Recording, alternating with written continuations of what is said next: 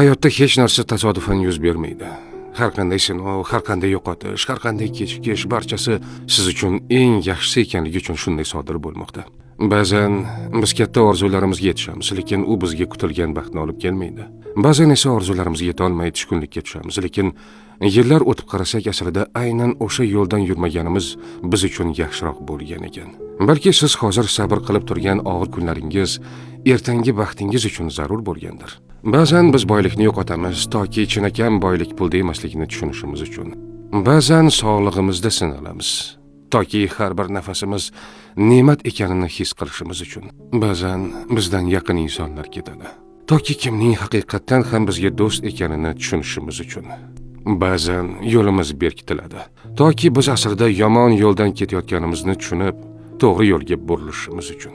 Siz hozir tushunmasligingiz mumkin, lekin bilingki, har bir kechikish yaxshiroq narsa kelishi uchun, har bir yo'qotish sizni yaxshiroq ne'mat kutayotgani uchun, har bir sinov sizni yanada kuchliroq bo'lishingiz uchun beriladi. Shunday ekan, tushkunlikka tushmang. Hozir sizga noqulay tuyulgan narsa aslida siz uchun eng yaxshisi bo'lishi mumkin. Chunki Alloh bandalariga zulm qilmaydi.